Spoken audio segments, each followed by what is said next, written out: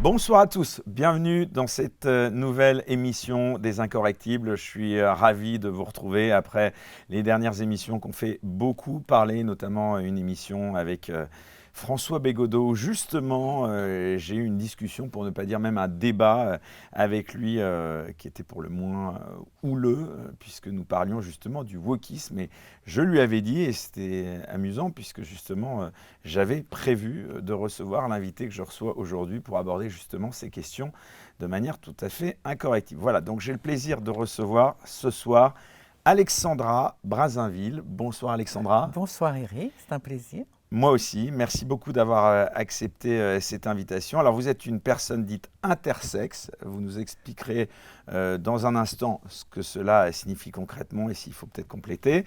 C'est important de le dire tout de suite, vous n'êtes pas une personne transgenre, ce qui n'empêche pas, bien au contraire, que vous ayez un regard très critique sur certaines revendications du mouvement trans. Ensemble, on va donc aborder plusieurs sujets sensibles tout au long de cet entretien, de ce long entretien. Alors premièrement, on va se demander si on peut encore être critique de l'idéologie transgenre sans être immédiatement accusé de transphobie.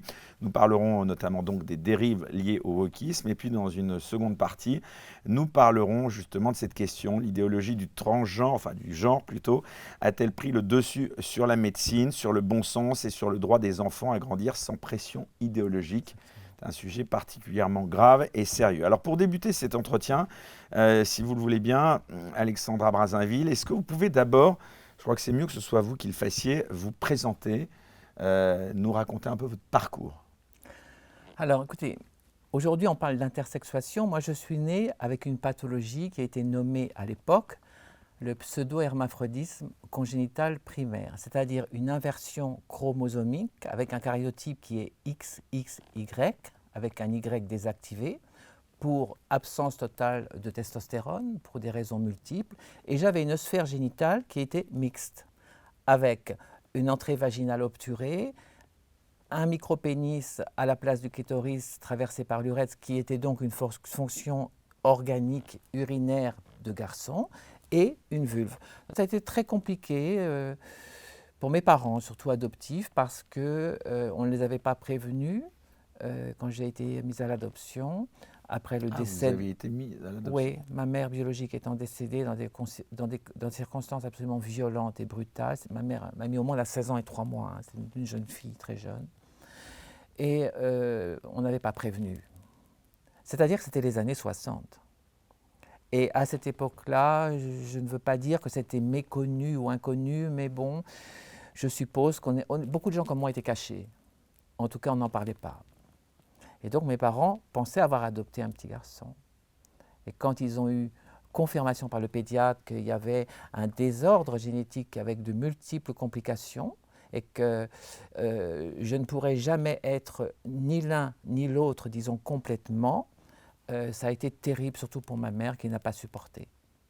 Donc j'ai été placée à la campagne par mon père, chez mes grands-parents, où j'ai pu avoir une vie sous protection, je vais dire ça comme ça, en faisant toutes sortes d'activités, à la fois féminines et aussi masculines. À la campagne, vous savez, on fait toutes sortes de choses, même un peu rudes. Hein, les femmes ont une vie un peu rude. Ce qui m'a permis, au fur et à mesure, de grandir tranquillement et de trouver moi-même ma vérité et mon orientation qui serait la bonne, en fait. Et alors justement, tout au long de ces années de croissance, quand vous êtes enfant, ça doit être évidemment compliqué. Est-ce que vous pouvez partager votre expérience personnelle en tant que justement personne intersexe ? Ça n'a pas été compliqué, enfin si ça a été compliqué, je le répète, pour mes grands-parents, pour mes parents, moi j'étais totalement isolée. J'ai été mise en huis clos, c'est-à-dire je ne voyais personne, j'étais à l'exploitation agricole, je faisais toutes mes études par correspondance, je n'ai jamais été socialisée ni, je dirais, confrontée à la société ou même à d'autres enfants avant l'âge de 17 ans et 8 mois, où là je suis partie sur Paris parce que j'ai intégré le protocole d'État français à la majorité, pratiquement, oui c'est ça, 17 ans et 8 mois, et j'ai commencé 15 ans de parcours sous l'égide de l'État, quelque chose d'extrêmement structuré, avec 9 ans d'observation psychiatrique, ensuite une castration chimique qui, moi, était inutile puisqu'il n'y avait rien à castrer, la création d'un système endocrinien qui aurait dû être le bon, mais qui n'était pas le bon, par voie d'hormones médicamenteuses, et les opérations chirurgicales en dernier recours, qui n'est pas une obligation du tout d'ailleurs. Oh, mais c'est ce parcours justement 18 chirurgical ans. qu'on a tendance à occulter, ou en tout cas ne pas trop en parler. Là, c'est quand même une épreuve.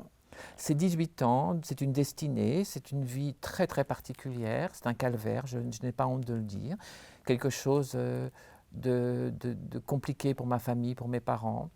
Je vous dirais probablement que moi, je n'avais pas forcément conscience, quand j'étais petite, d'être différente, parce que quand on a un handicap quelconque, c'est les autres qui vous font prendre conscience que vous n'êtes pas comme eux, et qui vont probablement vous dire non, non, tu n'es pas comme nous. Voilà, et peut-être vous rejeter ou vous faire comprendre violemment qu'ils ne veulent pas de promiscuité avec vous.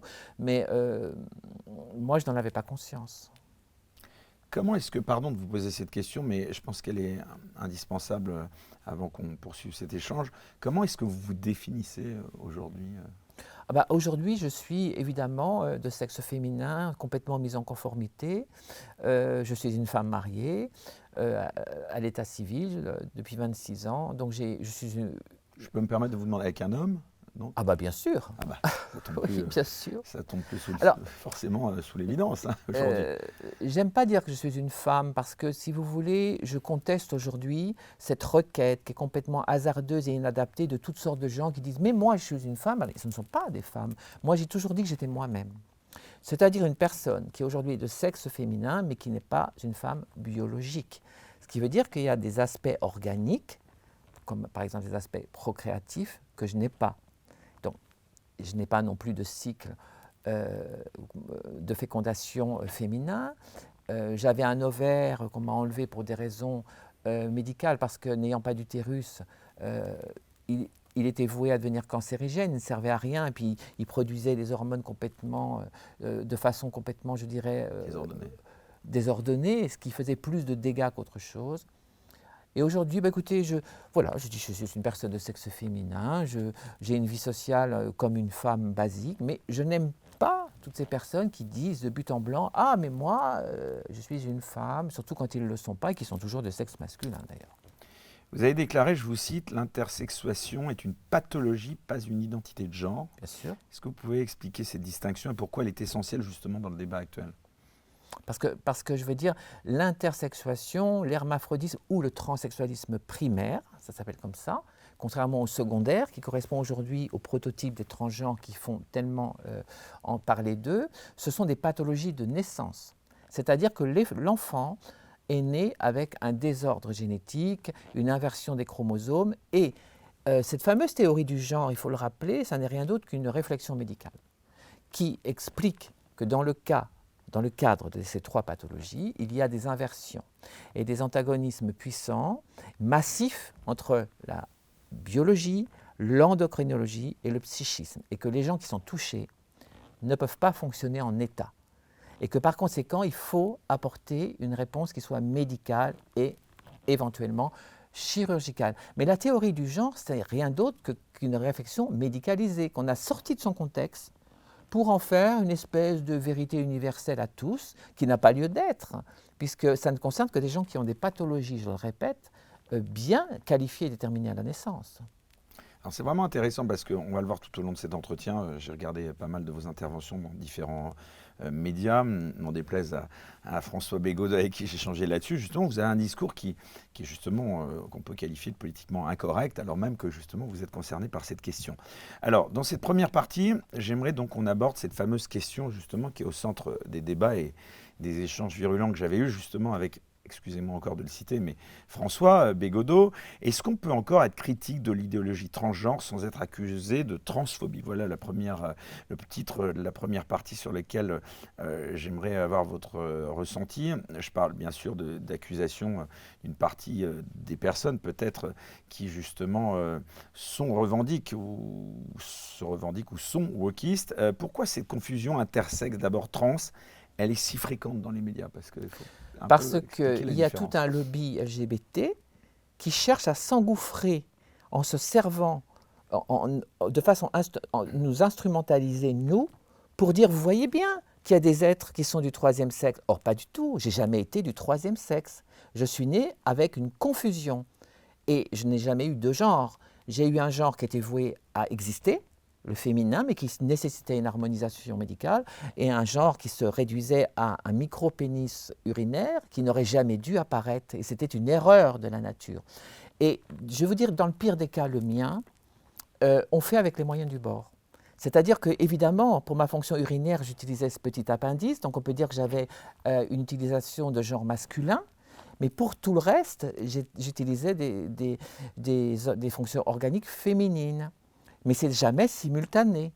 Voilà. Et une fois que j'ai été mise en conformité, tout était harmonieux. On a une idée du nombre de personnes qui sont comme vous à votre naissance, à peu près en France?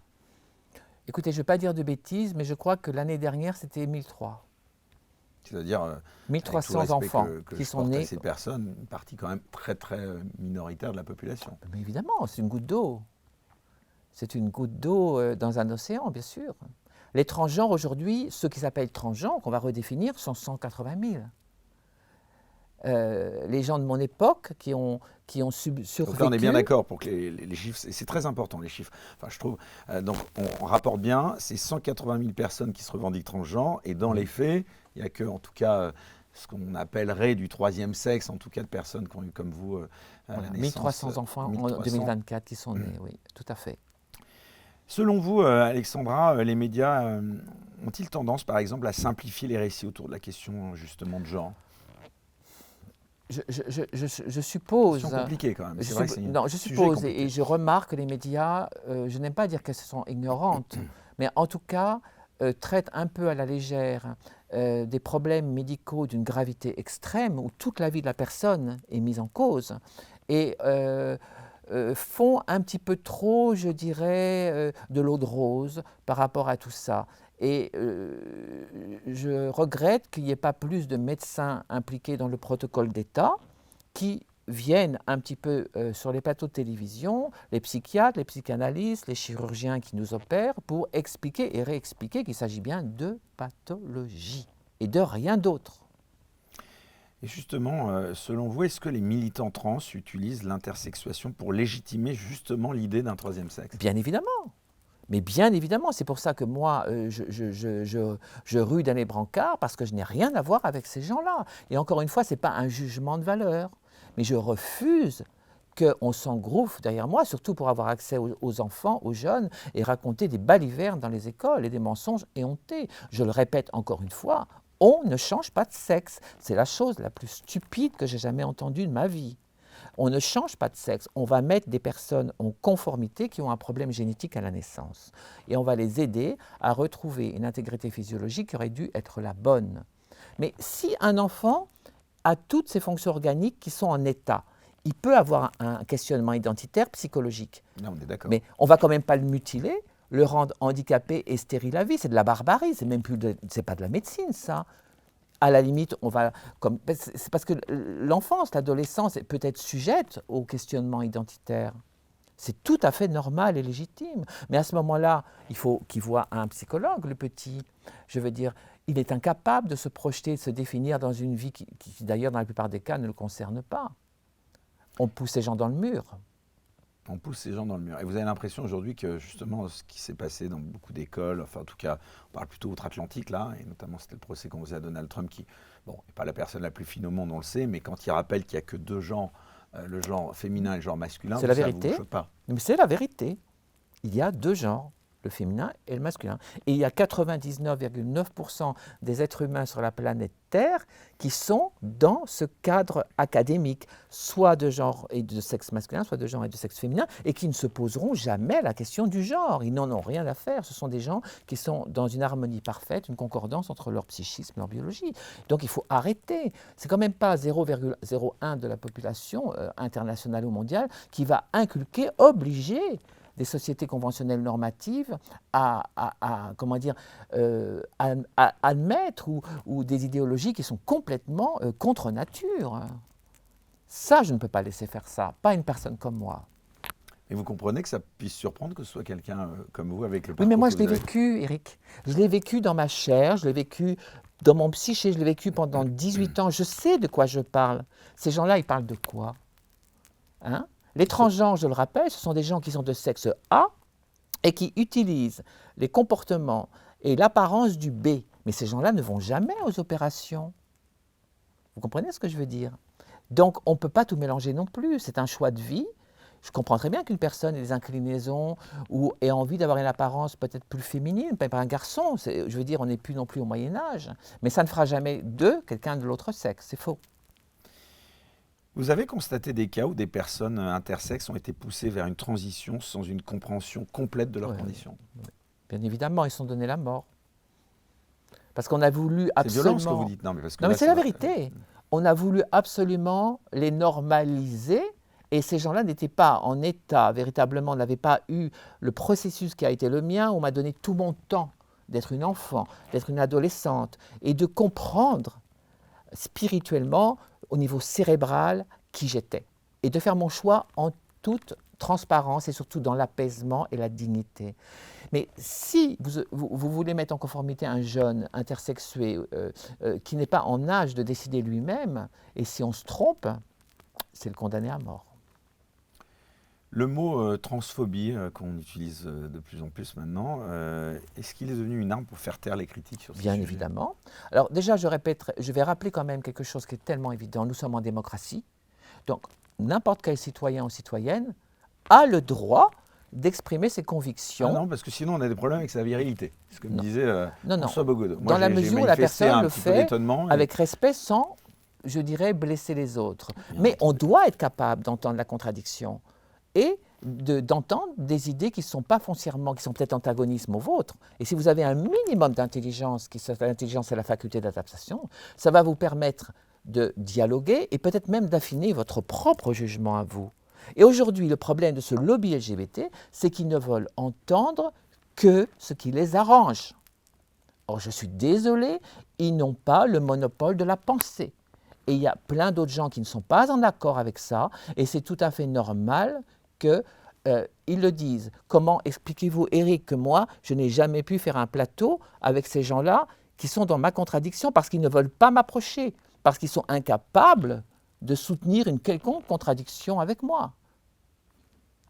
Oui, c'est intéressant. Bah, c'est ce que je regrette. Moi, je suis pour l'organisation le plus possible de débats, en tout cas avec des gens qui ne sont pas d'accord. Et c'est vrai que sur ces questions-là, je n'ai pas Maintenant, encore véritablement essayé, mais j'ai l'impression que c'est compliqué. vous parliez de tellement important de rappeler ça, du délit de transphobie. Moi, je vais vous dire ce que c'est la vraie transphobie. Vous savez, je me suis occupé des prostituées au Bois de Boulogne et au Bois de Vincennes. Et là, la vraie transphobie, c'est ça. Ce sont des actes meurtriers, brutaux, sadiques, qui sont perpétués par des hommes qui n'ont aucune assise morale, aucun respect pour la vie humaine et qui sont tellement dans la haine qu'ils vont tuer des travestis, des transsexuels qui se prostituent, donc en plus qui cumulent des violences inhérentes à ce milieu de la prostitution. Ça, c'est la transphobie. Ou une à Belleville qui a été brûlée vive après un viol collectif parce qu'elle était transsexuelle, une autre à Marseille qui a été décapitée à coups de hache. Ça, c'est la transphobie. Et bien évidemment qu'il faut la dénoncer. Et c'est pour ça aussi que toutes les transsexuelles du monde fuient beaucoup de pays d'origine parce qu'elles sont condamnées à mort immédiatement par leur famille ou par les gouvernements et elles tombent dans les filets des réseaux de proxénétisme mafieux qui, sous prétexte de les aider, vous m'avez compris, leur payent le voyage puis les envoient comme esclaves sexuels sur les trottoirs d'Europe ou des États-Unis, et là, elles doivent rembourser, etc. Et ça vient des esclaves sous contrôle. Mais ça, c'est la transphobie. Mais on ne peut pas se servir de ça. Et puis après, au niveau de la loi, qu'est-ce qu'elle dit, la loi? Une personne comme moi, si quelqu'un me dit une mauvaise parole, on ne peut pas retenir, par exemple, il faut savoir, le propos de transphobie. Parce que, étant une femme à part entière, après une décision d'État, étant en accord et en concordance entre mon psychisme et mon sexe, ça ne me concerne plus. Un travesti, un garçon qui va utiliser la panoplie féminine, mais qui reste biologiquement un garçon, ne peut pas crier à la transphobie. Ça ne le concerne pas. Donc ça ne concerne évidemment que des personnes qui ont des aspects des deux sexes sur leur personne et qui sont éventuellement ou pas en transition avec, je dirais, une organisation médicale. Là, il y a transphobie. Et pourquoi, d'après vous, le simple fait de poser justement des questions sur la transidentité, ça suffit à déclencher des accusations Mais parce de qu'ils haine? sont incapables d'y répondre. Ce sont des gens, vous savez, en psychiatrie, on évoque souvent un processus qui est extrêmement virulent et qu'on peut vérifier tous les jours, qui s'appelle la suspension d'incrédulité. C'est-à-dire qu'une personne décide mentalement de vivre une fiction comme si c'était la réalité et va sombrer dans un mensonge totalement obsessionnel en s'auto-persuadant que c'est sa requête qui est la bonne. Donc la personne perd toute cohérence de comportement, toute lucidité dans ses analyses et va finir par tomber dans des névroses et des psychoses. Et c'est le problème de beaucoup de transgenres qui s'auto-persuadent qu'ils sont ce qu'ils veulent être. Mais je veux dire, le rôle de la société, ce n'est pas de conforter les gens dans des je dirais, des désirs de délire. Parce qu'il y a aussi du délire, ça devient délirant. Il faut aussi remettre les gens, je dirais, les pieds sur terre en leur disant, oui, attention, vous pouvez avoir l'apparence que vous voulez. Vous pouvez éventuellement avoir des inclinaisons pour des activités qui sont plus, dès lors, réservées à l'autre sexe. Mais ça ne fera jamais de vous une personne de l'autre sexe. Vous avez exprimé des réserves sur certaines formes de militantisme, justement trans. Est-ce que vous pouvez nous expliquer pourquoi? Ben, écoutez, des réserves, oui et non, parce que j'ai côtoyé beaucoup d'associations trans, et d'un côté, elles font... Ils vous ont aidé quand même parfois? Non, pas du tout. Pas du tout. Pas du tout. Parce que moi, j'étais présidente du PAST à une époque, hein, donc j'étais vraiment en haut. J'avais J'avais été... Vous pouvez rappeler? prévention, action, santé pour les transsexuels. J'avais été placée là par le SIDAction, et mon rôle était sanitaire. C'est-à-dire faire de la prévention sur le terrain, parce qu'à cette époque-là, on s'apercevait qu'une multitude d'épouses et de femmes mariées étaient contaminées par le HIV parce que leur mari allait sur les lieux de prostitution et ne prenait aucune précaution. Ça, c'était mon propos. Je m'occupais de la prison, Fleury-Mérogis, où, entre parenthèses, j'avais obtenu que les personnes transgenres, comme on dit aujourd'hui, ou travestis, soient dans des endroits particuliers, ni chez les femmes, ni chez les hommes, de façon à ce qu'on ne les agresse pas ou de façon à ce qu'eux n'agressent pas les autres. Vous voyez ? Je m'occupais des appartements thérapeutiques de la mairie de Paris pour que les gens atteints du sida finissent leur vie de façon décente, dans la paix et la dignité, et bien évidemment la lutte contre tous les réseaux multiples de proxénétisme. On en vient à parler de ce sujet du wokisme. Le wokisme, d'après vous, est-ce qu'il a imposé une vision justement dogmatique de la transidentité qu'il est devenu véritablement interdit de questionner aujourd'hui? Tout à fait, c'est une dictature. C'est une dictature idéologique, et je vous rappelle qu'une idéologie, c'est quand on regroupe des idées politiques, sociologiques, voire, je dirais, peut-être même sectaires, dans le sens religieux, et que tout ce groupement va totalement conditionner la pensée et les actes et la façon de vivre d'un groupe d'individus.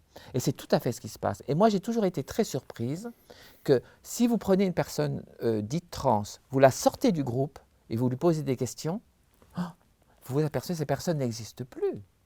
Elles n'existent plus hors du groupe. Elles n'existent, donc pour moi, c'est vraiment une espèce de secte dictatoriale. Ensuite, je ne vous dis pas que c'est simple pour eux.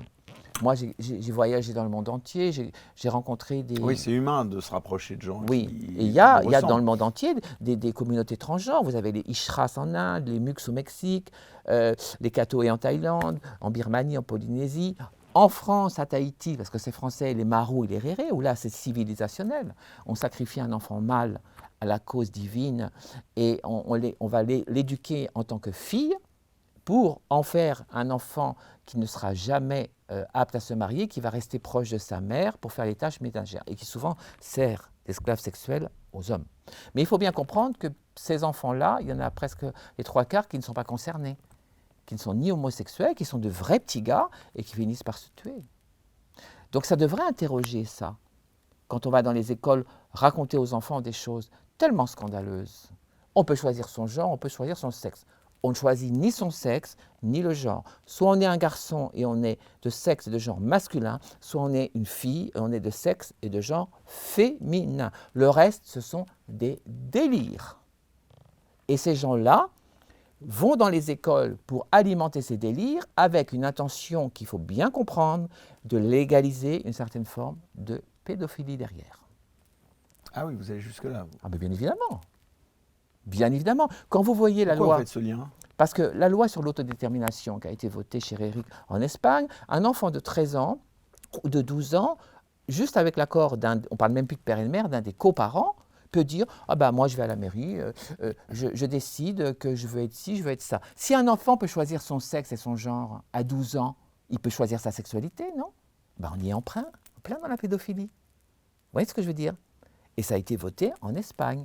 Là, ça doit arriver en France, et Dieu merci, j'espère que ça ne va pas se faire. Édifiant, ce que vous dites là est très intéressant aussi. Pourquoi la distinction justement entre sexe biologique et genre ressenti est aujourd'hui, d'après vous, perçue comme une provocation? C'est justement ces militants woke qui ont réussi à donc placer cette simple question dans une catégorie diffamante. Enfin, c'est fou, quoi, quand on y pense. Ce que vous dites là, ça devrait être une évidence. Mais comment ça se fait qu'aujourd'hui, en 2025, on n'ait presque plus le droit de faire ces distinctions entre sexe biologique et genre ressenti? Ce sont deux choses qui n'ont rien à voir, on est bien d'accord, je vous rappelez tout le temps. D'abord, j'ai envie de dire une chose tellement simple et tellement évidente. On ne peut pas ressentir quelque chose que l'on n'est pas. Si vous êtes né avec toutes vos fonctions organiques de garçon, c'est impossible que vous vous ressentiez fille puisque vous n'en êtes pas une. Vous voyez, c'est ça la finesse. C'est-à-dire que moi, c'était compliqué parce que moi j'avais... Mais il y a des gens qui vont vous répondre, là je me fais exprès l'avocat de la partie adverse, si tant est que je puisse être légitime sur cette question. Il y a des gens qui vont vous dire, mais dans ma tête, je me considère une fille, alors que je suis un mais garçon. vous n'en êtes pas une, cher monsieur. Vous n'en êtes pas une. Donc vous vous considérez comme qui vous voulez, vous vous habillez comme qui vous voulez, vous faites les activités que vous voulez, en l'occurrence à partir de la majorité, vous êtes adulte. Avant les mineurs, on leur fout la paix, et c'est votre propos. Mais ne venez pas dire à la société que vous avez raison, et ne vous attaquez pas à la société qui ne va pas être foncièrement, je dirais, en accord avec vous. Hein? Il faut aussi assumer les choses, non? Oui. Le wokisme, justement, il a transformé, d'après vous, une question médicale et humaine en combat purement idéologique? Tout à fait. En dictature, bien sûr. Ah oui, vous allez jusque-là aussi. Bien sûr que c'est une dictature. Regardez, c'est quand même 99% de la population qui est conventionnelle, qui est normative. Dès que quelqu'un dit quelque chose, oh là là, au secours, vous êtes transphobe, vous êtes homophobe, vous êtes je ne sais pas quoi. Mais pas du tout, les gens ont le droit de s'exprimer. C'est bien normal que des parents, des mères ou des pères de famille ne soient pas en adéquation et disent « Oh là, nous, non, attention à ce qu'on dit à mon enfant ». Au-delà de l'aspect légal et judiciaire, il y a un âge pour vous, où, d'après vous, on est à peu près conscient de ce qu'on est? Écoutez, moi je dirais par principe la majorité, et encore, les générations, nos générations à nous, on était adultes à 18 ans parce que la vie nous avait forgés, l'éducation nous avait forgés de la sorte. Mais aujourd'hui, vous avez des gens de 30 ans qui sont toujours dans les jupes de leur mère, hein, et qui sont assistés, qui sont incapables de comprendre qui ils sont. C'est une société qui est très perturbée, je trouve. Pourquoi justement, parmi les figures trans, médiatiques, si tant est qu'il y en ait, il n'y en a pas beaucoup issus justement de mouvements ou en tout cas du parcours que vous avez vécu, que vous vivez, pourquoi il n'y en a pas tant que ça qui expriment la même voix que la vôtre? Vous n'êtes pas très nombreuses. Non, je crois même que je suis même une des seules, parce que on est très peu. Je crois qu'aujourd'hui, en France, des personnes comme moi, encore en vie, on est quoi, 150? Et beaucoup ont une vie rangée, se sont insérés dans la société et n'ont pas envie d'attirer l'attention sur elles pour des propos qui ne les concernent plus. Alors que paradoxalement, là je vais abonder dans votre sens, je pense que, sans vous demander votre âge, je pense qu'à votre génération, enfin en tout cas à l'époque, ça devait être plus compliqué de parler de ces choses-là qu'aujourd'hui en 2025. Alors j'ai 61 ans, il n'y a pas de tabou là-dessus. C'était à la fois plus compliqué et plus facile. Ah bon? Oui. Parce que... vous étiez à la campagne, c'est vrai. Non, mais même quand je suis arrivé à Paris sur la butte Montmartre à mes 17 ans et 8 mois, où j'ai commencé à découvrir le monde et à devenir effeuilleuse et à faire mon parcours médical, mes études par correspondance, toujours dans le cocon familial. J'étais dans un immeuble qui appartenait à un ami de mon père. Je veux dire, il y avait quand même des règles strictes. On n'avait pas le droit de sortir dans la rue en travesti. C'était impossible. On risquait immédiatement la garde à vue. Et d'ailleurs, c'était la course-poursuite entre la mondaine et les travestis qui se prostituaient. Il y avait des règles. En société, on devait avoir une apparence qui était concordante avec votre sexe biologique. Donc moi, tant que je n'ai pas été mise en conformité, je m'habillais de façon, disons, unisexe. En tout cas, simple, en jogging, peut-être avec des couleurs pastel, les cheveux attachés, pas de maquillage, pas de vernis à ongles, pas d'escarpins, des souliers plats. Et sinon, je pouvais être emmenée, manu militari, et être mise en prison. Mais malgré tout, bon, j'ai quand même l'impression de ce que vous me dites que vous étiez dans un environnement relativement protecteur quand même, là où d'autres peut-être n'ont pas eu la chance que vous avez eue. Protecteur parce que oui, parce que évidemment sur la butte Montmartre, c'était les artistes, c'était Madame Arthur, c'était tout ça. Et il y avait beaucoup de travestis aussi. Michou, et puis c'était Michou. Et puis surtout il y avait la mafia, le milieu, qui m'a immédiatement mis sous protection. Ah bon? Oui, parce Quelle que raison? bah, pour quelle raison? Parce que J'aurais plutôt imaginé que la mafia, enfin le ah non pas milieu, du tout, non pas du tout. un milieu très Tous les conservateur. endroits de nuit leur appartenaient. Je parle, à l'époque, c'était la mafia marseillaise, puis après c'était corse, puis italienne, puis russe, puis à nouveau corse. Moi, j'ai connu tous ces gens-là, les Marc Antony, les Zampa, Hélène Martini, les frères Guérini. J'ai connu tous ces gens-là, moi. Et je travaillais dans leurs établissements en tant que feuilleuse. Et ces gens-là, finalement, étaient très tolérants. Mais avec moi, c'était les protecteurs. Incroyable. Parce que j'étais particulière, mais j'étais un outil commercial. C'est-à-dire que des belles filles, j'ai envie de vous dire, il y en a partout. Il y en a partout des filles magnifiques. Mais une comme moi, il n'y en a pas 36. Donc les gens venaient pour me voir, moi, parce que j'étais différente et particulière. Et donc eux l'avaient bien compris. Et en plus, bon, j'étais une personne très classique. Je ne fumais pas, je ne buvais pas, je ne me droguais pas, je ne me prostituais pas. Je faisais des beaux spectacles, merci, j'étais comme les singes. J'entends pas, je vois pas, je parle pas. Et donc j'étais vraiment sous protection à cette époque-là. Est-ce qu'il faut voir dans le wokisme, d'après vous, une tentative de réécriture totale de l'humain, justement, qui t'a nié ce qu'on rappelle la réalité matérielle des corps? Oui, ça va dans le sens du transhumanisme. On veut effacer l'image de la femme et de l'homme, et les gens vont devenir des espèces de créatures complètement asexuées, androgynes. On ne sait pas ce que c'est. Voilà, et c'est ça qu'ils veulent faire, bien sûr. Vous avez tout compris. Un petit mot justement des universités, bon des médias, ça, on est même plus surpris, mais les universités, est-ce que, d'après vous, elles ont été colonisées par une idéologie de genre au nom justement de la justice sociale? En tête Sciences Po, tout à fait. que ça devient vraiment... Et voilà, d'ailleurs, certaines connaissances à moi ne peuvent même plus aller faire des conférences, alors que ce sont des filles absolument, et des femmes extrêmement magnifiques, exceptionnelles de qualité, qui connaissent leurs propos par cœur. Elles ne peuvent même plus faire de conférences et apporter justement des éléments de réflexion qui sont indispensables, parce que tout de suite, on va les agresser. Et justement, encore une fois, on reparle des enfants. Pour vous, vous dites bien que les enfants sont les premières victimes d'un wokisme qui refuse justement cette complexité de la construction identitaire. Oui, parce qu'un enfant ou un adolescent est déjà sujet, par définition, à un questionnement identitaire. Ce n'est pas évident de se projeter dans le futur et dire « Ah, je vais être un homme, je vais être une femme, oh bon, moi je suis une petite fille, j'aurais préféré être un garçon, j'aurais pu faire pas mal de choses, je n'ai pas envie d'être une petite fille. » Mais ça, je veux dire, c'est tout à fait normal. Hein. Mais il faut bien expliquer à la petite fille qu'elle ne ça fera jamais d'elle un garçon. Vous savez, il y avait des petits garçons manqués, des petites filles un peu bougeantes, actives comme ça. C'est tout à fait normal. L'adolescence, c'est le moment propice où on se pose 1000 questions. Même physiquement. Hein. Même physiquement. Gens, parfois, on se dit, bon... Elle est un petit peu masculine et à l'inverse. Bien sûr. Aujourd'hui, le problème qui se pose. C'est quoi pardon, mais c'est quoi le curseur justement pour savoir à partir du moment où ça devient un vrai sujet quoi? Qu'il y a pathologie. Ouais. Bah, ça, je voulais essayer de le dire, le mot pathologie. Qu'il y a pathologie, je veux dire, il faut faire examiner l'enfant ou l'adolescent par des spécialistes en la matière. Est-ce que les psychiatres sont légitimes pour... Ah bah s'ils sont gay-friendly, non. Si c'est le copain des homosexuels, moi j'ai une maman qui est venue, elle m'a dit, vous comprenez, on l'a envoyé chez un psychiatre gay-friendly qui, lui, au bout de 2 séances, lui a dit qu'on allait lui donner des hormones et lui couper les seins. Je ne suis pas d'accord, qu'est-ce qu'on peut faire? Donc je lui ai dit, adressé à un avocat, c'est gay-friendly, ami des LGBT. Un médecin... Attendez, gay-friendly, moi je me revendique tout à fait gay-friendly, ça ne veut pas forcément dire qu'on est... forcément pro délivrance d'hormones à un gamin de 12 ans. Quoi. Mais, dans ce cas-là, ça veut dire qu'ils sont plutôt sympathisants avec des causes, alors qu'ils devraient rester... LGBT, voilà. Ils devraient rester déontologues et respecter le serment d'Hippocrate. Je vous rappelle que la médecine, elle n'est pas là pour mutiler, elle est là pour soigner ou aider des personnes qui souffrent.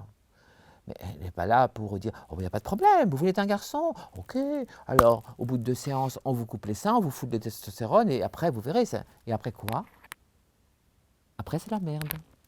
C'est le Oui, mais foutoir. Alexandra, alors c'est vraiment sidérant parce que moi je suis quasiment d'accord avec tout ce que vous dites là, mais je me sens obligé de vous apporter un peu la contradiction, même si, encore une fois, c'est pas un débat. Il y a peut-être des gens qui sont, comme je le disais, intimement convaincus, quoi que vous disiez, qu'ils sont femmes dans un corps d'homme, et qui ont peut-être l'impression que vous parlez contre vous, contre leur cause, et qui auraient peut-être envie de vous dire, vous, toi, tu as eu la chance de pouvoir faire ta transition au nom de ton hermaphrodisme, qu'est-ce que tu viens m'empêcher de le faire si c'est de Mais la moi, volonté? j'empêche personne. Ouais. Ils font ce qu'ils veulent, ça m'est complètement égal, mais qu'ils le fassent à l'âge adulte. Qu'on laisse les enfants et les adolescents Voilà. C'est tranquilles. bien ce que vous rappelez. Après, à l'âge adulte, ils le font. Et si aujourd'hui, ça n'est plus une pathologie, que c'est un choix personnel, la société n'a pas à payer pour eux. Alors, ils prennent leur budget et ils vont faire ce qu'ils ont envie de faire avec leur Donc propre vous êtes budget. contre le remboursement par la sécurité C'est sociale? plus une pathologie, Eric. Si c'est un choix de vie, faites ce que vous voulez, messieurs, dames. Assumez votre vie et financez votre vie. Alors, je m'en fiche, moi, de ça. On ne peut pas d'un côté dire non, ce n'est pas une pathologie, c'est moi qui décide, c'est moi qui ci, c'est moi qui ça, mais il faut que vous payiez par contre vous. Mais pourquoi faire? Pas du tout. Vous avez l'impression aujourd'hui que les associations LGBT, elles ont trop d'influence sur les politiques publiques, justement, liées à l'éducation, à la santé? Écoutez, le premier exemple, c'est la loi Bachelot. Vous nous rappelez ce que c'est? Alors la loi Bachelot, c'est une loi qui, parce que moi elle m'avait consulté à l'époque. Roselyne Bachelot. Oui, la ministre, qui a été détournée et après redétournée et confirmée par Christiane Taubira. Cette loi ne visait pas à donner des papiers de femmes à des gens de sexe masculin qui n'étaient pas régularisés et vice-versa. Ça voulait simplement dire que dans le cas de personnes comme moi, qui justifiaient d'un parcours médical, qui avaient une date d'opération qui est prévue, mais peut-être avec, je dirais, des mois d'attente, par exemple 8 mois, 1 an d'attente pour avoir un bloc opératoire, c'était peut-être pas utile d'attendre qu'ils aient fait l'opération pour leur donner leur papier, sachant que moi, après mes opérations, j'ai quand même dû attendre 2 ans. Donc je me suis trouvé dans une situation administrative peut-être très très compliquée. Vous voyez? Donc c'est simplement ça qu'avait dit Roselyne Bachelot. Mais elle n'a jamais dit de donner des papiers de femmes à des hommes, pas du tout. Et c'est ce qui se passe aujourd'hui. Alors, il y a un autre sujet où, pardon encore de reparler de lui, mais il ne m'en voudra pas, j'espère. François Bégodeau me disait que je faisais de la folklorisation quand j'abordais ce sujet, alors que je ne pense pas du tout, parce qu'on arrive au plein dans le sujet sensible. Quand on parle, j'ai même du mal à citer et associer ces deux mots, entre guillemets, d'homme enceint, par exemple. Est-ce qu'on parle encore de biologie ou juste d'idéologie ou délire? Moi, j'ose le dire. Il accouche par roule, monsieur, par le trou du cul. Excusez-moi d'être vulgaire. Hein? Excusez-moi de ce mot. Il accouche par roule, monsieur. Okay. Arrêtons le délire. C'est une femme qui a une apparence masculine, qui probablement a pris des hormones masculines et qui a un aspect masculin, mais ça reste une femme. Paradoxalement, pourquoi voulez-vous avoir horreur de votre aspect extérieur et le récuser et devenir masculine? Mais par contre, vous conservez votre biologie féminine, ça ne vous pose aucun problème, vous êtes fécondé, vous mettez... C'est un paradoxe total. C'est vrai que c'est pas cohérent. Et est-ce qu'on a le droit d'imposer ça à un enfant? Qu'est-ce qu'il a demandé, l'enfant? Hein? Il a le droit d'avoir une mère et un père comme tout le monde? Est-ce qu'il est responsable? Est-ce qu'il doit assumer les différences, des choix qui sont tellement extrêmes? Pas du tout. Mais pas du tout, je suis désolé. Il y a une éthique aussi. L'enfant, il a des droits. Le simple fait justement de rappeler qu'il faut un utérus pour être enceinte, et non pas enceint, c'est devenu une forme de violence verbale. C'est dingue. Oui. Allons-y dans la violence, pas grave. Est-ce qu'il faut justement, c'est intéressant par rapport au langage, est-ce qu'il faut accepter de dénaturer le langage pour ne pas heurter une minorité militante? Pas du tout. Oui. Non. Il faut rester toujours, je dirais, respectueuse. Bon, là, j'ai utilisé un mot trou du cul, j'aurais peut-être pas dû. Peu importe, c'était pour bouger les choses. Mais il faut toujours rester respectueuse dans sa façon de s'exprimer. Bon, je ne pense pas que les trous de balles vont vous faire un procès. Encore que. Mais je dois dire, non, on n'a pas à modifier le langage. Pas du tout. Il faut rester lucide. Est-ce qu'on n'est pas justement en train de sacrifier le bon sens sur l'autel de l'inclusivité absolue? Bien sûr que si. Bien sûr que si.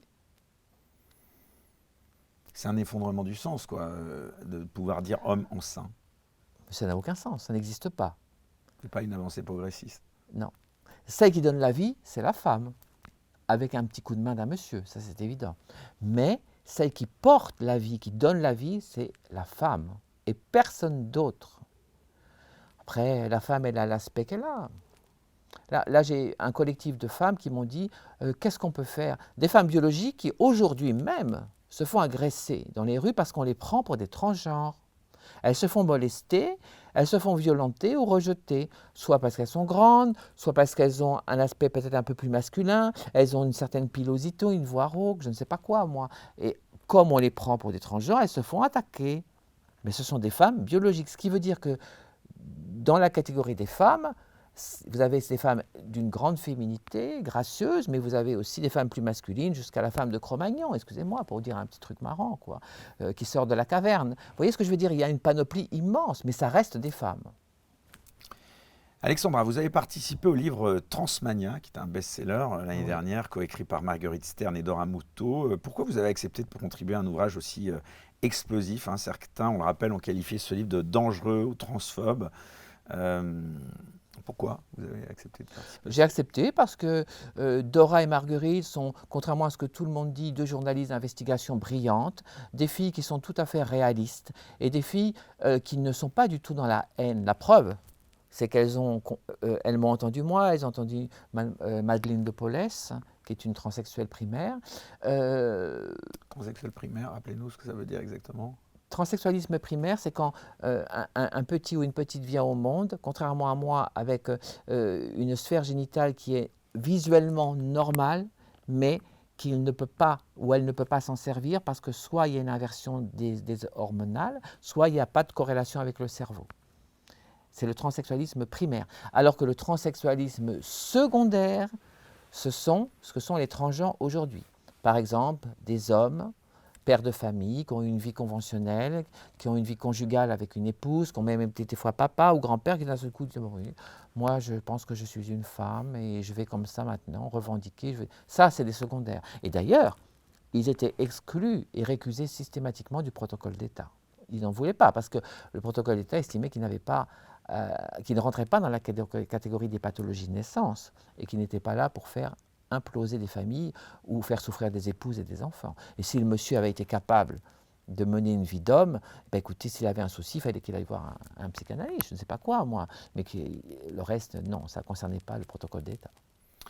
Le simple fait justement de figurer dans ce livre, ça vous a valu des pressions, des menaces? Pas du tout. Non, pas du tout. Non. À Dora, oui. Et à Marguerite, oui. Ce qui est scandaleux d'ailleurs. Vous vous sentez aujourd'hui boycotté, marginalisé par certains milieux, notamment militants? Mais moi, je ne fréquente jamais, moi. Ah. Je ne fréquente pas ces gens-là. Je ne les ai jamais fréquentés. Parce que je n'aime pas les ghettos, ça ne m'intéresse pas. Moi, mon propos était médical. J'avais besoin de mener à bien une problématique médicale extrêmement compliquée de naissance, mais j'ai toujours cherché l'inverse, à m'insérer dans la société, à m'intégrer dans la société sans être marginal. Ça ne m'intéressait pas. Ce livre, justement, pensez qu'il a servi à libérer la parole de certaines personnes comme vous? Écoutez, Dora et Marguerite ont fait tout leur possible et leur nécessaire pour apporter une multitude d'informations. Parce que vous êtes critique de l'idéologie dominante quand même, hein, on est d'accord là-dessus. Qui est dominant? Vous, oui, ça c'est le sujet. Qui est dominant de rien du tout? Ouais. Pour moi, ce qui est dominant, ce qui fait C'est vrai, c'est intéressant ce que vous venez de dire, parce qu'on a tendance à croire que maintenant la revendication LGBT... LGBT, c'est une goutte d'eau. Je vous répète, vous avez 99,9% des êtres humains sur la planète qui sont soit des hommes, soit des femmes, avec une vie hétérosexuelle conventionnelle. Ça, c'est la normalité des choses. Parce que ce qui fait la normalité, c'est le nombre de personnes qui, je dirais, vivent dans une certaine, dans un certain carcan. Voilà, l'hétérosexualité. Si demain, la norme, c'est d'être homosexuel, eh ben, voilà, ça sera la norme. Mais aujourd'hui, ce n'est pas le cas, en tout cas. Aujourd'hui, Alexandra, il y a aussi un débat sur les personnes nées hommes, devenues femmes, qui participent à des compétitions sportives féminines. Quand une personne née homme d'origine domine complètement une compétition féminine, est-ce qu'on est encore dans le sport ou est-ce qu'on est dans une forme de tricherie légalisée? C'est une tricherie parce que toutes celles que je connais qui ont participé, comme vous le dites si bien, à des compétitions, elles ne sont pas opérées. Elles ont toujours leur sexe masculin. Donc ce ne sont pas des femmes, je suis désolé. Elles n'ont rien à faire dans les compétitions de femmes. Et vous voulez dire qu'ils n'ont pas été vérifiés ce petit détail C'est-à-dire qu'on anatomique? on tolère que ces personnes-là, comme elles se revendiquent femmes, eh ben, bon, écoutez, alors oui, on vous met en Au nom compétition de avec quoi? les Au nom femmes. d'inclusion? Vous pensez que c'est les fédérations sportives qui acceptent ça et qui Oui, enfin qu'acceptait, sacrifient parce que là, il y a un retour de bâton clairement. en arrière. Parce que une personne comme moi, il faut que les gens le sachent, moi, je suis né totalement dépourvu en hormones mâles et en Alors vous testostérone. on le rappelle, vous êtes XXY, Y. c'est ça. Donc. Voilà, moi j'avais une absence totale de testostérone à cause du fait que ma mère biologique. Non mais regardez par exemple vous, je me permets, puisque vous dites génétiquement parlant, vous étiez, c'était un cas encore à part. Sur un plan sportif, vous seriez dans quelle catégorie? Vous seriez bien dans une catégorie, quelqu'un comme vous, peut-être a des compétences physiques qu'une femme n'a pas. Mais ça n'est pas possible, Pas parce que nous, par notre parcours, nous sommes totalement déficientes en hormones masculines. Donc on est même moins dosé qu'une femme biologique. Vous savez qu'une femme biologique, elle a un tout petit peu de testostérone, ce qui est le précurseur de sa libido et de son énergie, de son tonus musculaire, comme l'homme a un tout petit peu d'œstrogène. Nous, on est tellement déficientes. Moi, j'étais même pas en trace, moins 0,001. Je n'avais absolument pas de testostérone, parce que ma mère biologique avait été arrosée au distilbène pour éviter la fausse couche à l'époque, et ça a détruit totalement, je dirais, le choix de la nature. Vous savez que ce qui fait le choix du sexe de l'embryon, c'est la testostérone qui va apparaître au bout de la 5e semaine. Tous les fœtus à la base sont féminins. Et au bout de la 5e semaine, vous avez la testostérone qui apparaît et qui va dire à l'organisme de la maman, on fabrique le canal de Wolff pour le petit gars ou le canal de Muller pour la petite fille. Chez moi, ça n'est pas apparu parce que le médicament qui arrosait l'embryon détruisait toute la logique de la nature. Et donc les deux composantes se sont développées comme ça en s'autodétruisant. Comment est-ce que vous percevez aujourd'hui les libertés d'expression dans les débats sur le genre? Mais il n'y en a pas. Quelle liberté?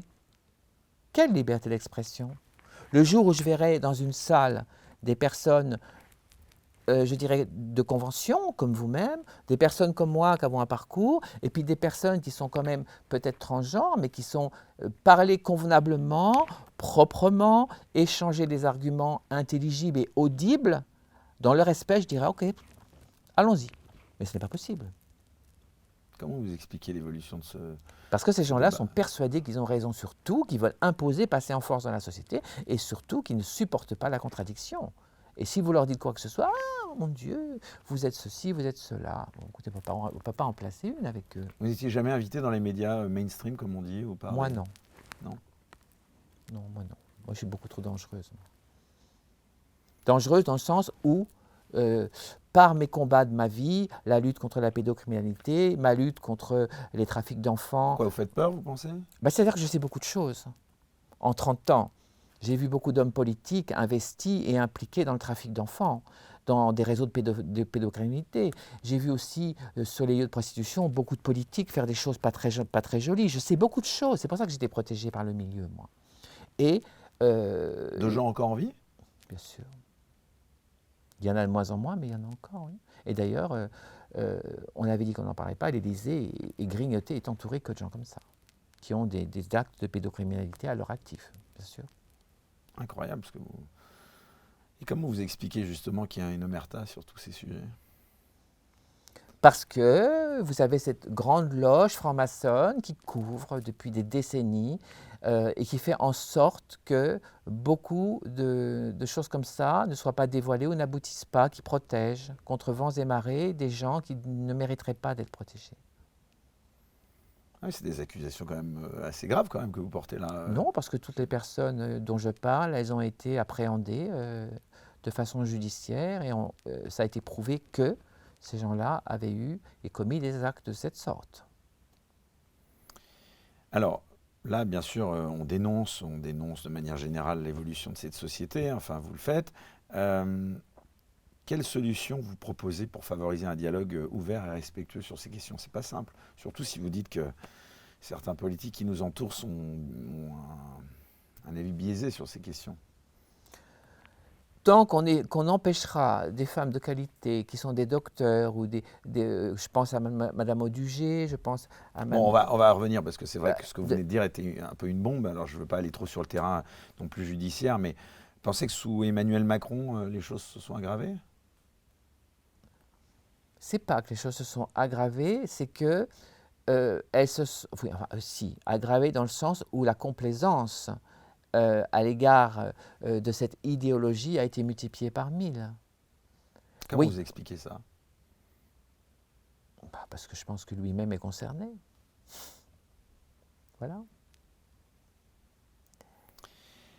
Bon, on laissera les sous-entendus interprétés par les gens comme ils le souhaitent. Est-ce que vous pensez, Alexandra, que la société est prête à accepter une diversité plus large des identités de genre? Oui, tout à fait. Entre nous, vous avez dû parfois subir des critiques, quand même, soyons... Non, jamais. non. Si, c'est arrivé, Eric, bien sûr.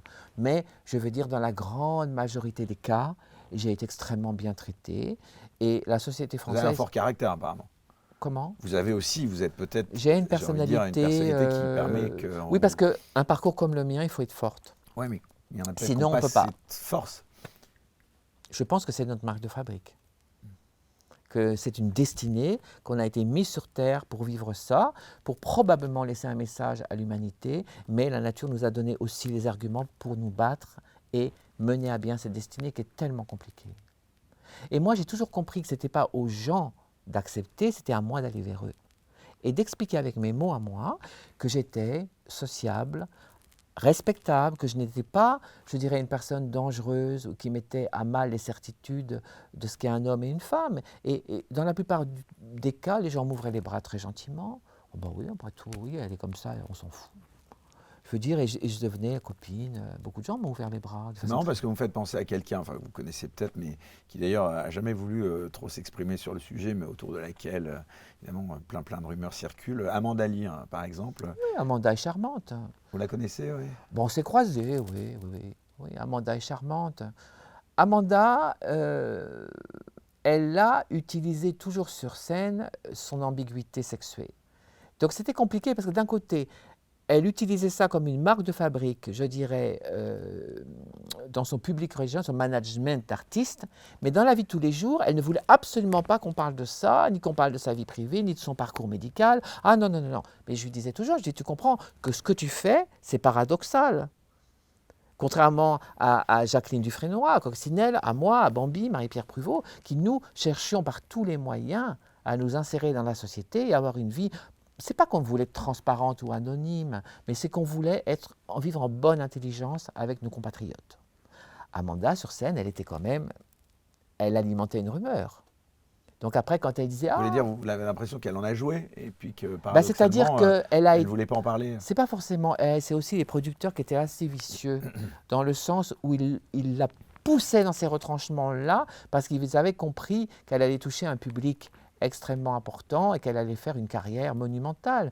Mais moi, quand je l'entendais chanter avec sa voix rauque, qu'elle avait fumé 3-4 paquets de cigarettes, bu du whisky à outrance, parce que dans la vie de tous les jours, Amanda a une voix très claire, très féminine, qui passe très bien.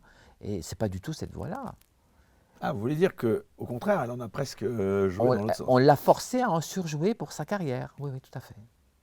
Et c'est vrai aussi ce qui interpelle quand on vous reçoit, moi c'est la première fois que je vous rencontre, je ne sais pas, vous avez fait des études, vous avez l'air de bien connaître vraiment toutes ces questions. J'ai fait des études, par correspondance, bien évidemment. Ce qui est On a l'impression que vous avez baigné dans un environnement intellectuel, mon papa adoptif était un HEC polytechnicien, un docteur en théologie. Ma mère était médecin, ma mère adoptive. Mais ça se ressent parce qu'on a l'impression que vous connaissez vraiment dans le détail. Et puis bon, j'ai été une enfant très précoce avec un certain QI. Je dirais en tout cas, j'avais des aptitudes à apprendre, à écouter, je me passionnais pour tout. Et finalement, vous savez, comme je n'avais pas de vie sensuelle, ni, je dirais, comme un petit adolescent, affective, j'ai tout reporté sur mon travail cérébral. Et donc, je faisais que ça, étudier, Enfin, le travailler. mot sensuel, vous voulez dire sexuel, quoi. Enfin, vous n'aviez pas Oui, de parce que relation. j'ai eu aucune puberté, rien du tout, rien ne s'est déclenché. Parce que ça aussi, il faut le dire, très important de laisser les enfants avoir la puberté qui est la leur et qui est la Oui, il y a des nature. inhibiteurs à puberté, enfin, je sais Mais pas. c'est une folie furieuse, c'est un crime de faire ça. Les bloqueurs de puberté, on les donnait dans les années 50 pour des enfants qui étaient trop précoces. Par exemple, qui déclenchaient leur puberté à 8-9 ans avec des effets secondaires monstrueux. Et c'était trop tôt, parce que c'était pas encore adapté. Mais si vous bloquez la puberté d'un petit garçon à 12 ans, si vous après, quand vous voudrez que la puberté se reprenne son fil de la C'est route, compliqué. l'enfant va rester, s'il y a eu des hormones croisées, il restera toute sa vie avec un sexe qui est celui d'un enfant de 12 ans. Au niveau de la taille, enfin. Oui, de tout. D'accord. Alors que même dans le cas où il y a une pathologie, il faut que les chirurgiens aient des matières premières pour travailler. Donc il faut laisser le corps, la chair aller à, je dirais, sa finalité de croissance pour que les chirurgiens puissent travailler. Et moi je dis, il faut laisser la nature faire ses choix. Moi, la puberté a confirmé le désordre génétique. J'ai envie de dire, la situation à laquelle vous avez été confronté très tôt, peut-être vous a obligé à devenir aussi la personne que vous êtes, c'est-à-dire très forte, il y a une Ouais, personnalité c'est-à-dire que vous savez, moi j'ai été affirmée. élevé à la campagne. À la campagne, on ne joue pas, on ne s'amuse pas, on se lève le matin, on fait les tâches avec sa Oui, mais la grand-mère, son campagne qui grand-père. paradoxalement n'est pas non plus très inclusive par rapport à, enfin l'idée qu'on en a, c'est que, et peut-être que finalement les gens de la campagne sont plus tolérants que ceux dans Mais les villes. moi j'étais en huis clos, hein, je ne voyais personne. Personne ne savait mon existence, personne ne savait rien de moi. Et voilà, c'est tout. Non, mais les gens de province ne sont pas forcément. J'ai des personnes comme moi qui ont eu un parcours, qui vivent en province très bien. Non, mais je veux dire, ça n'a rien de péjoratif. Je dis juste que Non, comme ils voient pas beaucoup de, ils voient moins de monde, bah, de voir peut-être des gens qui sont différents, c'est peut-être plus non, compliqué que pas forcément, non, pas forcément. Non, non, au contraire dans même. le milieu artistique. Voilà ce que je veux dire. Oui, parce que c'est peut-être ça la question que j'aurais pu vous poser aussi. C'est finalement, vous avez toujours évolué dans le milieu artistique, on peut le dire. Enfin, vous auriez pu faire un métier, on va dire, pardon, classique, Bien normal. évidemment, si on avait voulu de moi. Ah. Donc, vous avez été victime, vous aussi, quand même, D'un de rejet, la oui, tout à fait. discrimination. Bah, Ah bah c'est-à-dire voilà, que c'est mes ça que je papiers voulais n'étaient dire. pas en concordance. Quand ils me voyaient arriver, j'étais une grande perche, androgyne, très féminine, avec des grands bras, des jambes longues. On m'appelait la girafe. J'étais très disgracieuse d'ailleurs. Les gens disaient, mais c'est quoi ce truc-là? Je ne comprenais rien. Excusez-moi, c'est un peu ça qu'ils disaient. Et donc personne ne voulait de moi nulle part. Donc je me suis rabattue Vous dans en un avez secteur. souffert, je suppose, beaucoup. Non, pas forcément, parce que moi, vous savez, je suis une personne qui est très pragmatique. Les gens ne veulent pas de moi. Bah, c'est pas grave, il y a bien un jour un ou l'autre qui voudra de moi. C'est pas grave. J'ai bien rencontré un mari, etc. Et la solitude ne m'a jamais fait peur. Je ne voulais pas être exposée à, je dirais, des agressions. Donc, je ne voulais forcer personne à m'accepter. Si les gens n'étaient pas bien en ma présence, eh ben, c'est pas grave, je restais dans mon coin. Et il y a toujours eu des gens qui m'ont apprécié et qui m'ont ouvert la porte, tendu la main. Bien sûr, pas beaucoup. Il y a des gens, notamment dans les médias, je pense à quelqu'un comme, je crois que c'était Yann Barthès dans le quotidien. Là, tout d'un coup, je reviens, on en parlait un petit peu tout à l'heure, j'ai retrouvé le nom de cette personne, c'était en 2020, c'était Lily Vincent, un jeune garçon qui se sentait fille, qui était interviewé sur le plateau, d'ailleurs tout le temps accompagné de sa maman d'ailleurs, et qui parlait pas beaucoup. Est-ce que c'est, encore une fois, je reviens à ça puisque c'est votre combat, est-ce que c'est éthique de faire témoigner un enfant de 8 ans sur sa Non, transidentité à une heure de non, c'est rendez-vous? criminel. C'est criminel.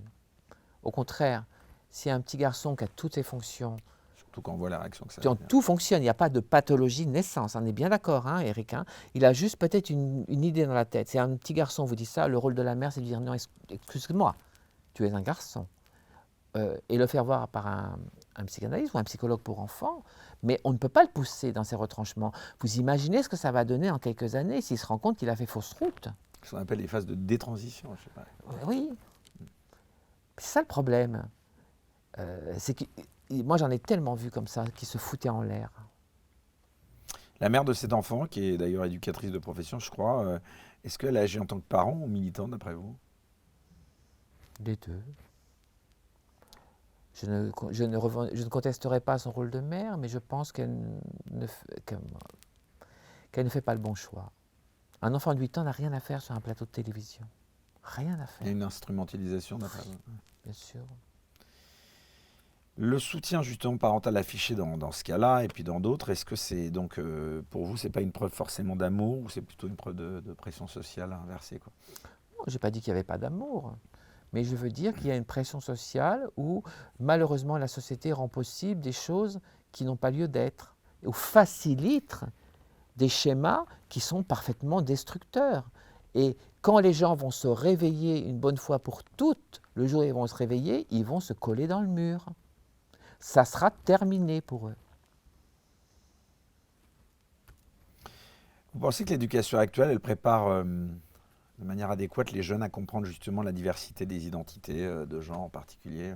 C'est compliqué quand même, c'est vrai.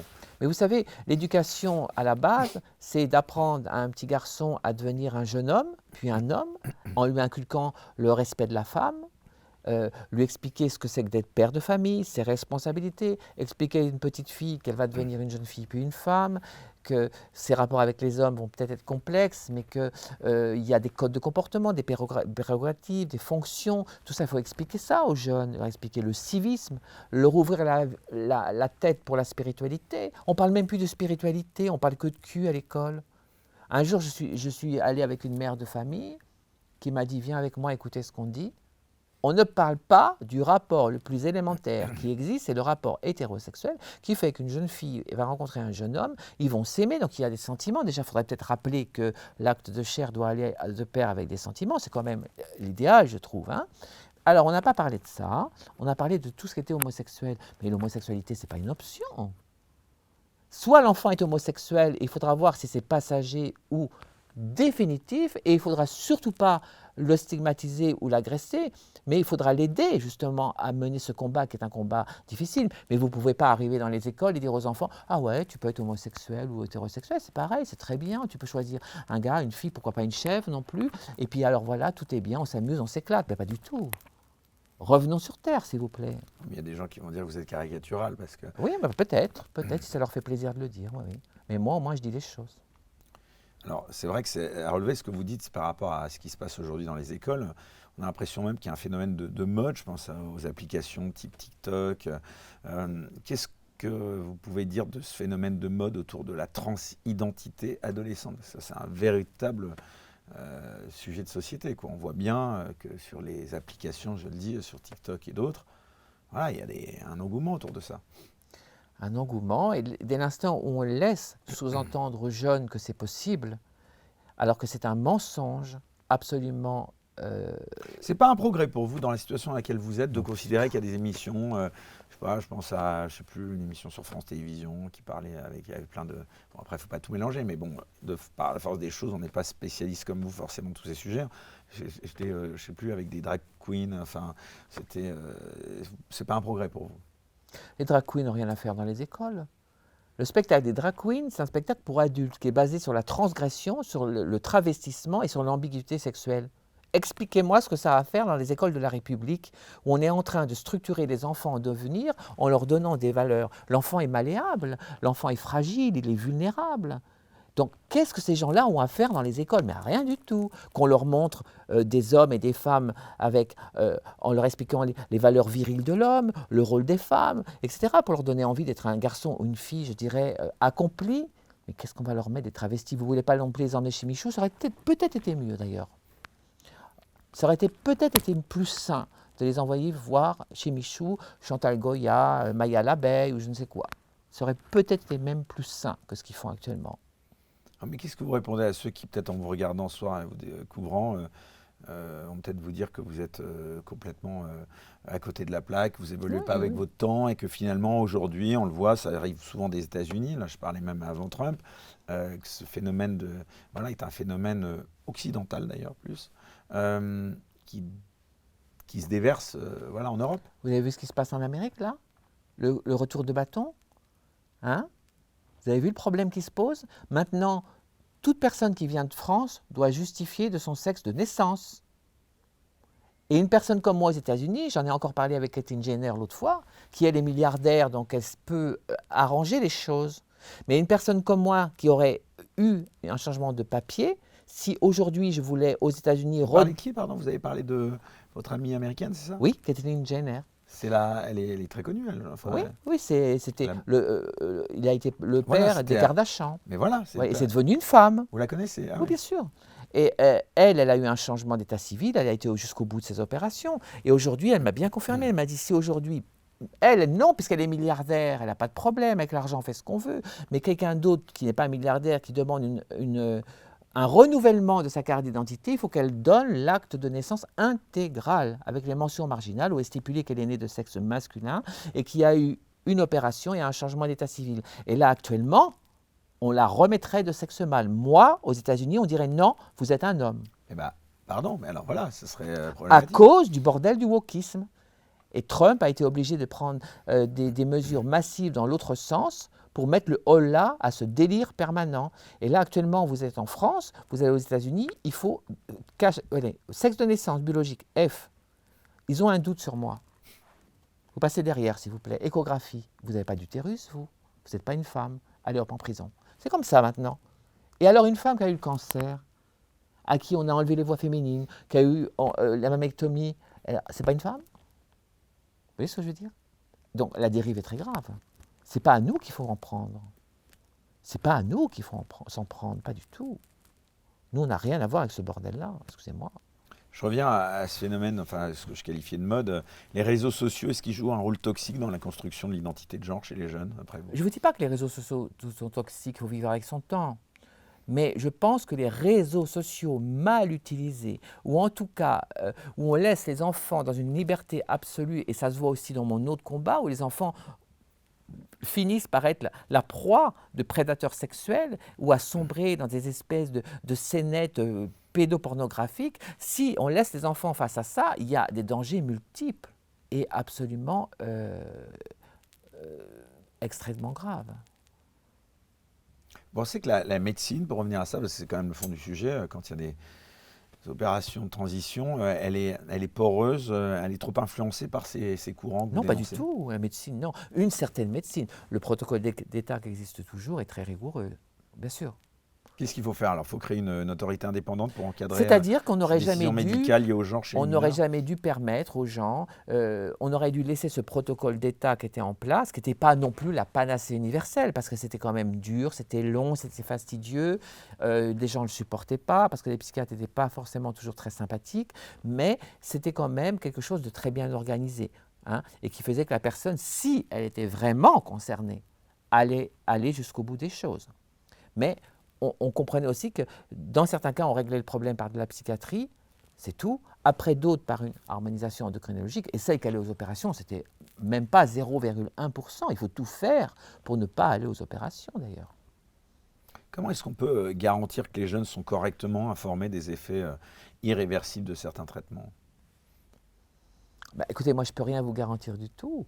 Il faut simplement que les médecins qui interviennent auprès des enfants soient des médecins de qualité, avec la déontologie, et qu'ils ne soient pas, je dirais, comme on disait tout à l'heure, gay friendly.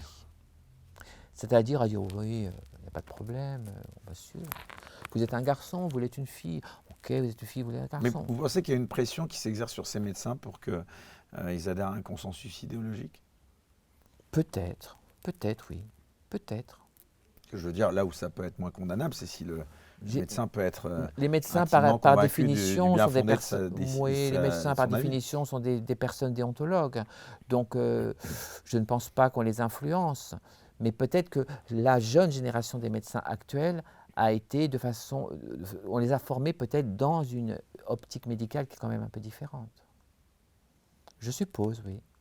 Et les soignants qui osent exprimer des doutes justement sur la transition d'enfants, d'après vous, ils sont réduits au silence par peur des sanctions? Il y en a pas beaucoup? Non, elles s'expriment, il y en a qui s'expriment. Il y en a beaucoup qui s'expriment. Moi, j'ai beaucoup de gens qui me suivent et qui me le disent, des infirmières, ou même des mères, des grands-mères, qui disent qu'elles ne sont pas du tout complaisantes ni d'accord avec tout ça, bien sûr, il ne faut pas croire. Hein. Mais Alexandra, quand même, le but aussi de cet échange, c'est aussi d'informer nous aussi à notre petit niveau. Quel est le conseil, qu'est-ce que vous diriez à des parents en détresse face à un enfant en questionnement de genre? De ne rien précipiter, de ne rien faire avant la Ah. majorité. De toute façon, on ne touche pas un enfant avant la majorité, de façon à ce que sa puberté soit terminée, que la nature ait pu faire ses choix. Parce que la nature, elle peut se tromper, mais même quand elle se trompe, elle le fait avec une certaine logique. N'oubliez jamais ça. Et donc, il faut laisser les enfants faire leur puberté, et si vraiment, à la majorité ou à l'approche de la majorité, ils continuent à présenter des signes ou des troubles, il faut les mettre dans la main de personnes qui sont, je dirais, compétentes, et que ces enfants-là puissent vivre leur parcours médical en l'assumant. Parce qu'il faut assumer son parcours médical. Sinon, vous allez droit dans le mur. Il faut le comprendre, étape par étape. Parce qu'en fait, après, c'est un projet de vie. Vous savez ce que je veux dire? Ce n'est pas que biologique. Tous les transgenres, vous les voyez, sont tous dans la biologie. Ah, 3 mois d'hormones, ah, 4 mois d'hormones, ah, 5 mois d'hormones. Et alors, qu'est-ce qu'on en a à foutre de ça? Quand ils vont vieillir, alors quoi? Après, il y a toute une vie à mener, l'accession à la maturité, l'accession, je dirais, fonder éventuellement une famille. Il faut être sûr de soi, en sachant que des gens comme moi, on a des facultés qui ne seront jamais là. D'autant que la prise d'hormones n'a pas qu'une influence biologique, ça influe aussi sur le psyché, non? Ça influe sur rien du tout. Moi, j'en ai jamais pris d'hormones. Bon, j'ai pas besoin de ça, moi. J'avais un tout petit peu d'oestrogène dans les surrénales et la thyroïde, et mes parents ont dit foutez-lui la paix. L'enfant existe en état. On va pas commencer. Si j'ai pris des hormones là, une tentative à 61 ans pour l'ostéoporose.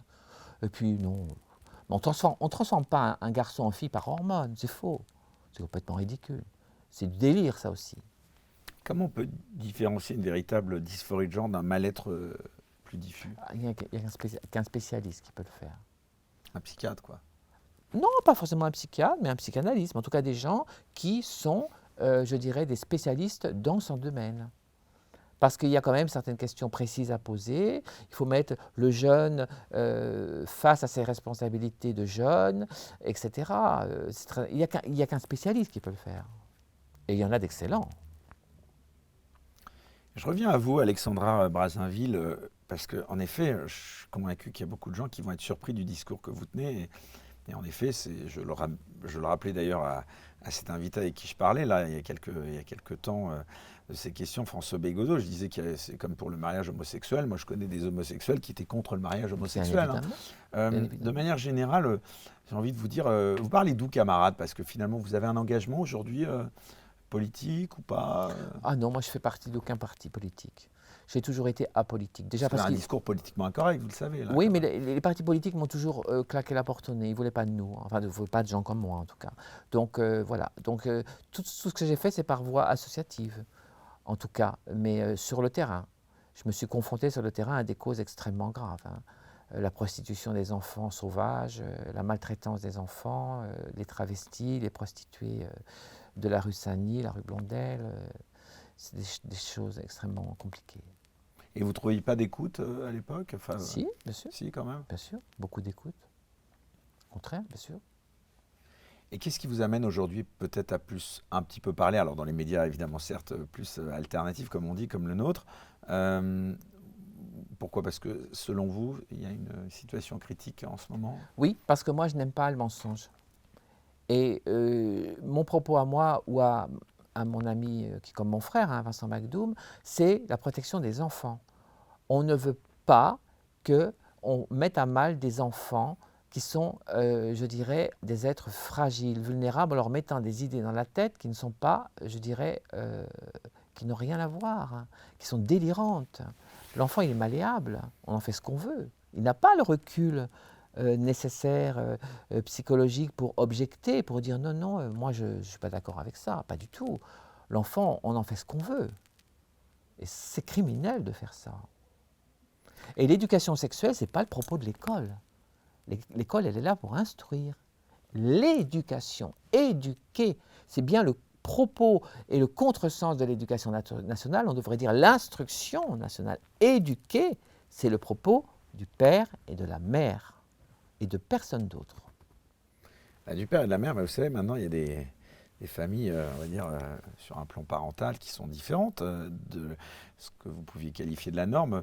Moi, j'aimerais d'abord vous demander, qu'est-ce que vous répondez à tous ceux qui peuvent se dire, mais quelle est les conservatrices, vous êtes peut-être pas progressiste. Qu'est-ce que vous répondez aux gens qui disent que vous n'êtes pas progressiste et que vous n'avancez pas avec votre Moi, temps? je leur réponds qu'ils pensent qu'ils veulent, je m'en fiche. Vous pensez quoi de la PMA et de la GPA, par exemple?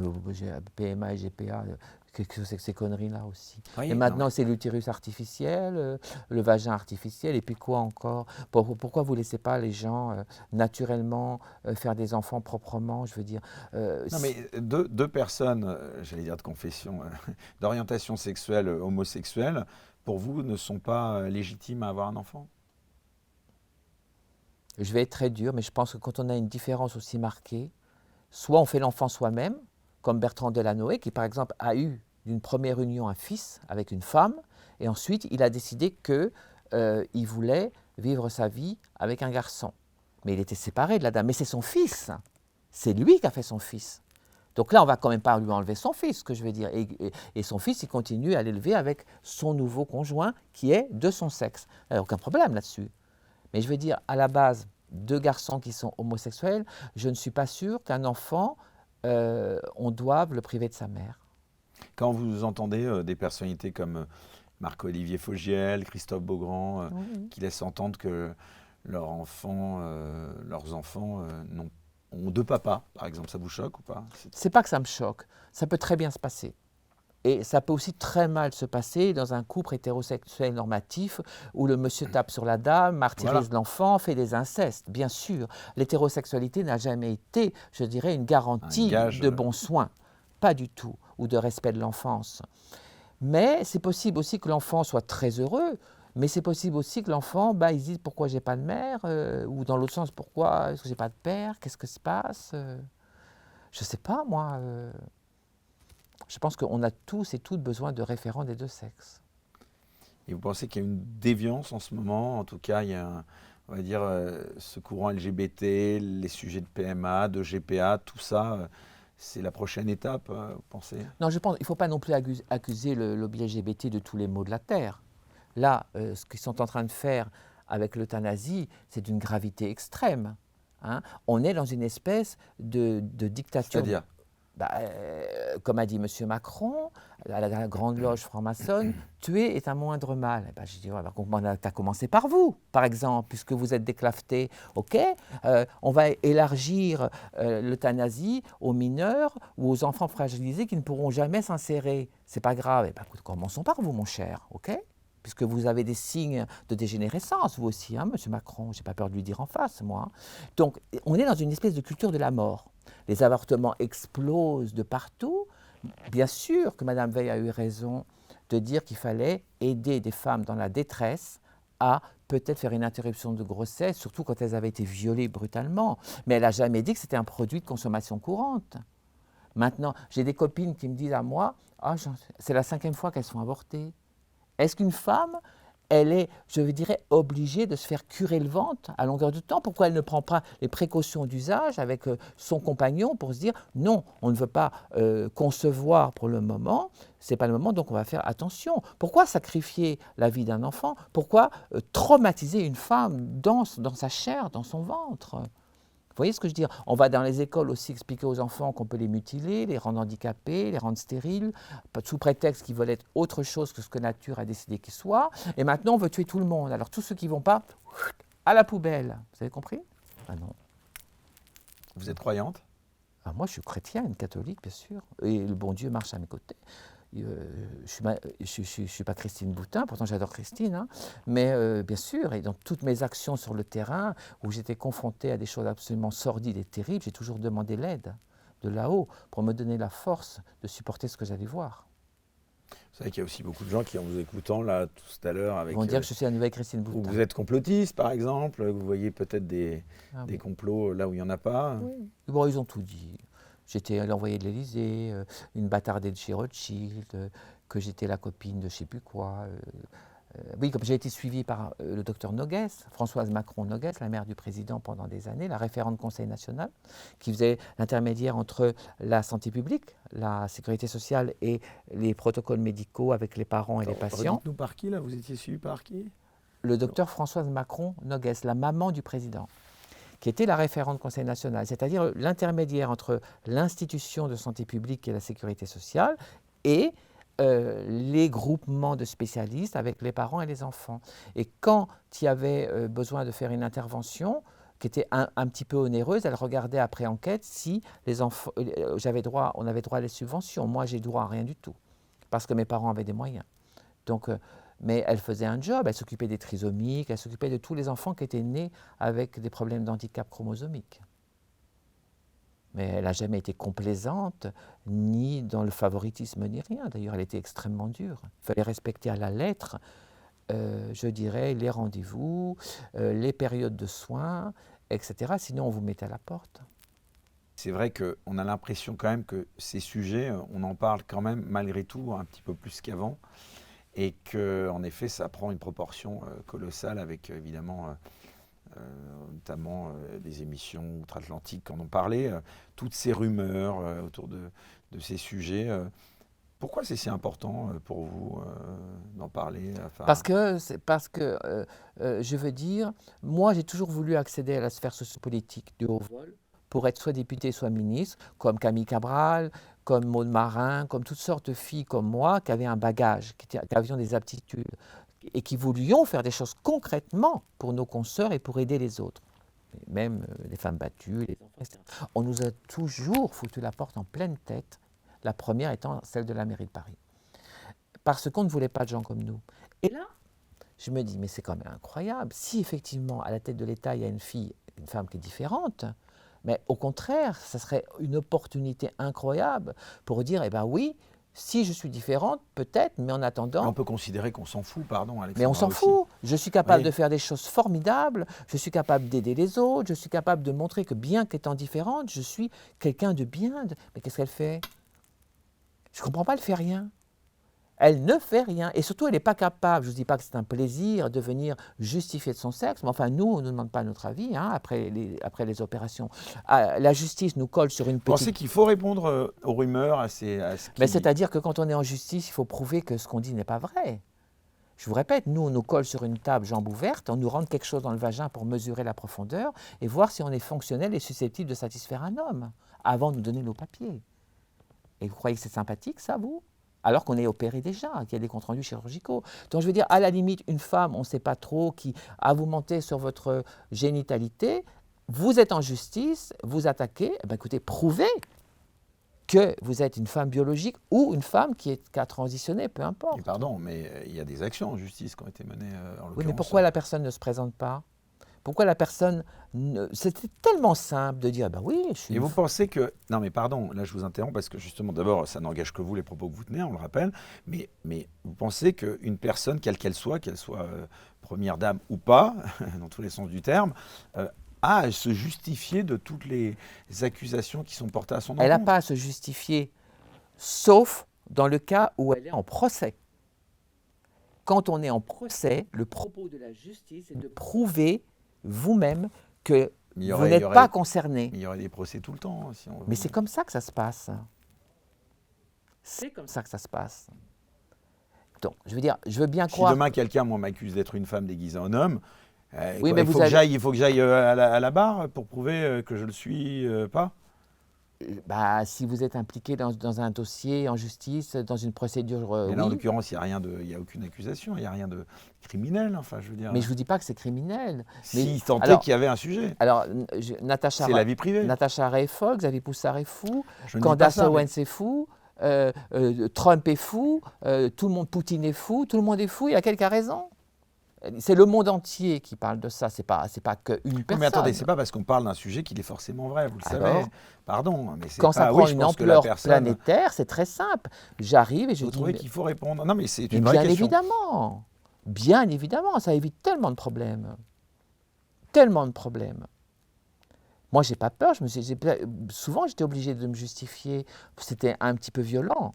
Mais j'ai toujours été... C'est ça qui est fou, parce que, pardon, mais encore une fois, Alexandra, vraiment, je me mets à la place de quelques personnes qui sont peut-être dans votre situation, quelle qu'elle soit, et qui vous regardent, qui peuvent être étonnées qu'au lieu de les, entre guillemets, pas de les soutenir, mais de les défendre, c'est presque si vous en arriveriez presque à les stigmatiser, quoi. Pas du tout, je stigmatise personne, non, je mais dis simplement... Je veux dire, si c'est son choix, si le choix de la personne, quelle qu'elle soit, c'est de ne pas parler de sa vie privée, de ne pas parler de son... Vous acceptez d'en parler, mais eh ben, elle n'en parle pas, c'est les autres qui en Et qu'elle parlent. n'en parle pas. Eh ben oui, mais, Oui, donc, mais si les autres pourquoi les gens en en ont parlent. parlé? Pourquoi les gens en ont parlé dans cette proportion-là? Hein? C'est bien. Il n'y a pas de fumée sans feu. Oh, vous savez bien que pour faire vendre dans les médias, Oh, bon, ça c'est un peu facile, hein. Il n'y a pas de fumée sans feu. Ok. on le voit, ça fait des. Vous parlez de Xavier Poussard et d'autres, vous savez bien que ça fait des vues colossales, ça fait une Oui, audience oui. colossale. Ça a été dit aussi. J'y participe moi-même en vous interrogeant à la fin de cette émission là-dessus. Vous savez très bien que là, ça se trouve, au terme de cet entretien, ce qui serait d'après moi malheureux, mais après, pourquoi pas. Ça se trouve, ça va être peut-être cette petite séquence qui va être Non, mais moi, je retenue dis- et buzzée, vous voyez. Bah, Mais, buzzer, ça m'est complètement égal. Tout non, ce que mais je ce serait dis. peut-être malheureux. Est-ce que demain, si on retient de cet entretien uniquement cette petite partie de 3 minutes, de quelques minutes sur ce sujet, vous dites pas, tiens, bah, c'est pas ça. Non, mais important. je Vous voyez, c'est répète- ça que je veux dire. je Moi, j'ai rien répète. ni contre Xavier Poussard. Non, ni mais je contre répète, Candace je Owen, mais- répète, Éric, mon propos. Moi, j'aurais été Madame Macron, j'aurais dit, écoutez, on arrête tout de suite. Je peux prouver à n'importe quel moment. Puisqu'il faut prouver, allons-y, je n'ai rien à cacher. Vous voyez, je suis Mais une femme. Il faut Stop. prouver au nom de quel. Parce que vous quel êtes argument. attaqué. Dès l'instant où on vous attaque sur quelque chose, Dieu sait si Moi, si moi... demain je vous dis vous êtes une voleuse, vous devez prouver que vous l'êtes pas. Bah, bien évidemment. Si on m'accuse de vol... À la rigueur, vous m'accusez de diffamation, vous portez plainte contre moi.